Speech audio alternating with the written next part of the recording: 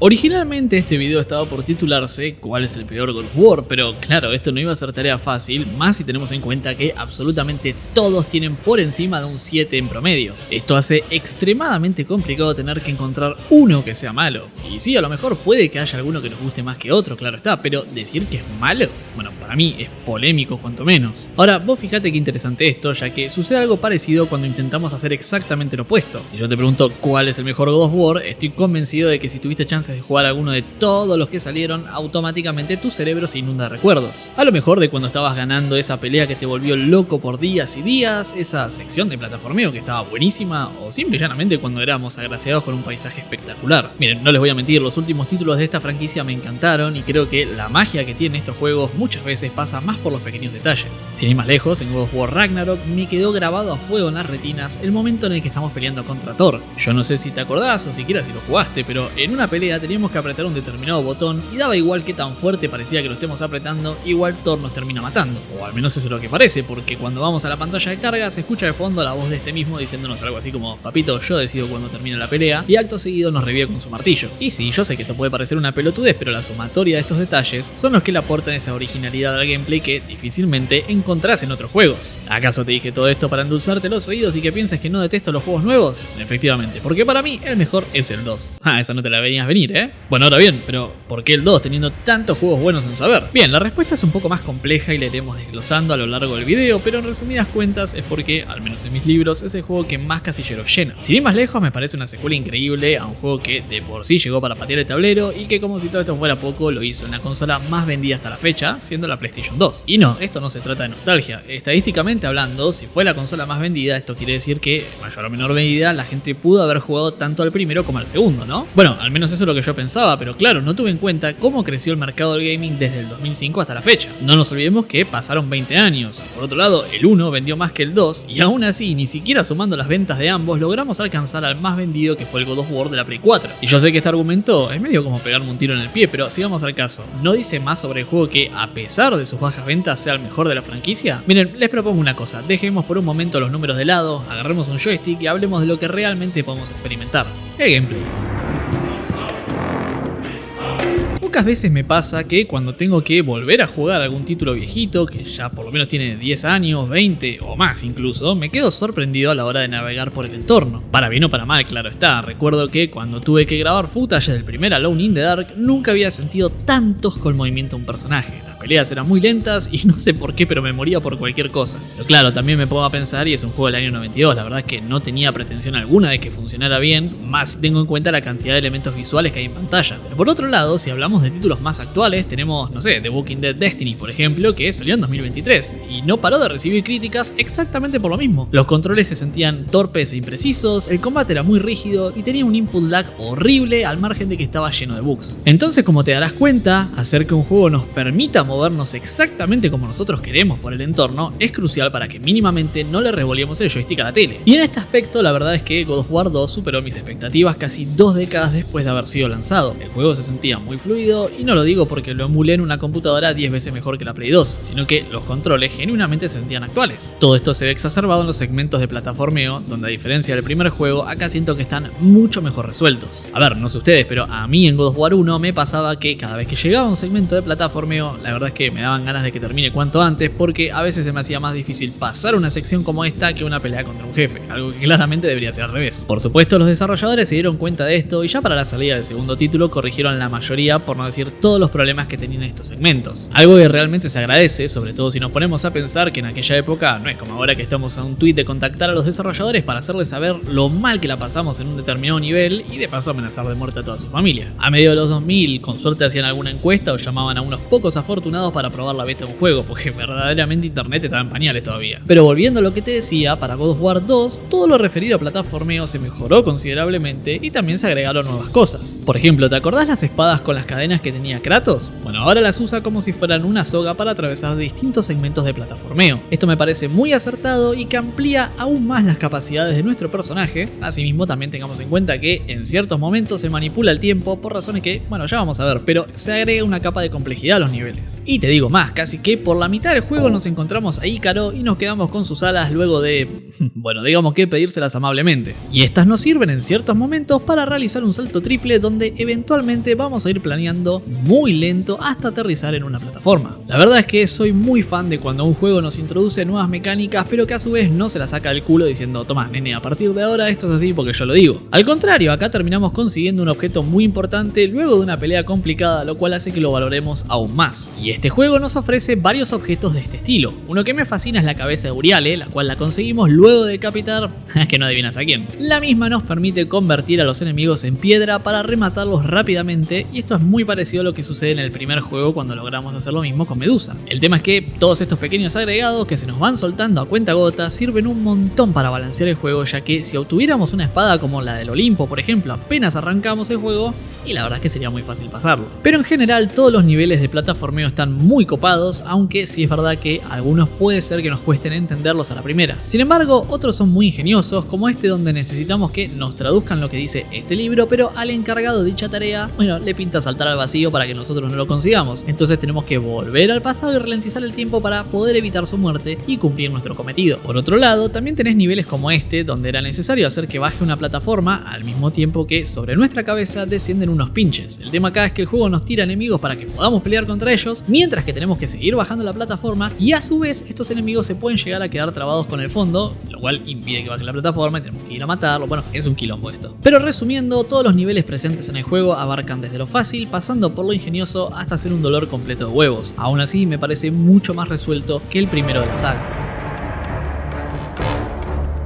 En el apartado de combate, la realidad es que existen mejoras interesantes, pero al estar tan bien resuelto en el primer juego, muchas veces pasamos por alto lo que se introdujo en esta secuela. Sin embargo, tengamos en cuenta que en esta ocasión disponemos de más variedad de armas. Las espadas del caos, por ejemplo, que nos acompañaron en el primer título, fueron reemplazadas por las de Atenea, las cuales son muy parecidas, pero sus ataques y combos son distintos. También vamos a conseguir el martillo bárbaro tras vencer justamente al rey bárbaro del juego anterior, ahora resucitado, y este arma es bastante lenta a la hora de usarla, pero pega que da miedo.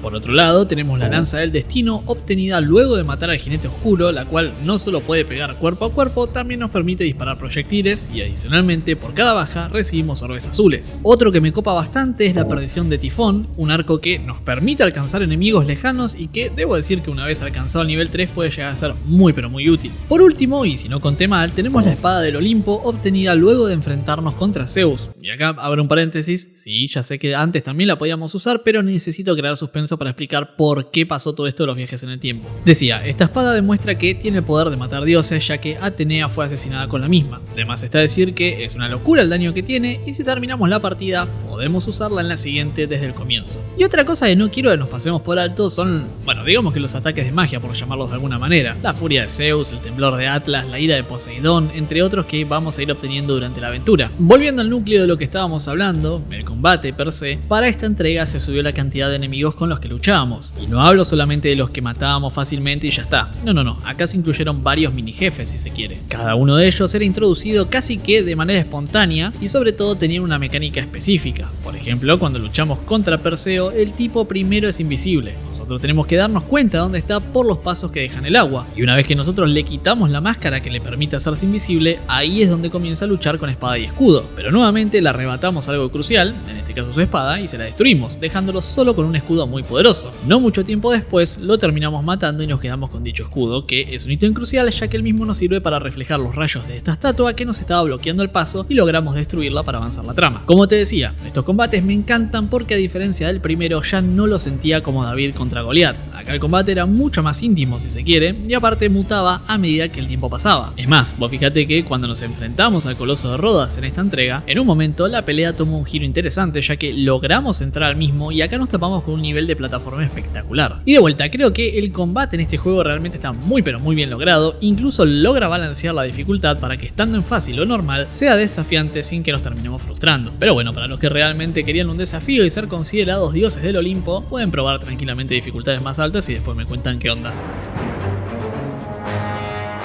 Todo, absolutamente todo en este juego gira en torno al control del tiempo. Básicamente, nosotros queremos volver al momento exacto donde Zeus está por asesinarnos para eliminarlo antes de que esto suceda. En fin, esa es la trama del juego. Sí, ya sé que esto es una simplificación extrema, así que vamos a desglosarla porque, para que te des una idea, Kratos no es el único que anhela cambiar su destino. ¿Te acordás de Ícaro, el que voló muy cerca del sol? Bueno, también está acá y adivina qué es lo que quiere. Lamentablemente, desde ya te digo que no lo consigue y encima le choreamos las alas. Qué injusta que es la vida, ¿no? Pero bueno, vamos rapidito desde el comienzo. Por si no te acordás, en el primer juego Kratos era un simple guerrero espartano que, por cosas de la vida, estaba a punto de ser asesinado por el rey bárbaro. Sí, el mismo que vuelve del infierno para pelear con nosotros en el segundo juego. Cuestión que le pidió ayuda a Ares, el entonces dios de la guerra, y este le entregó las famosas espadas del caos, las cuales se unieron a Kratos mediante estas cadenas súper características que, si vamos al caso, simbolizarían la esclavitud para con su nuevo amo. De esta forma logramos sobreponernos al enemigo y comienza una larga campaña militar donde vamos pueblo tras pueblo cumpliendo la voluntad de Ares. Sin embargo, en una aldea bastante oculta, luego de asesinar a todo el mundo, ahí es donde Kratos se da cuenta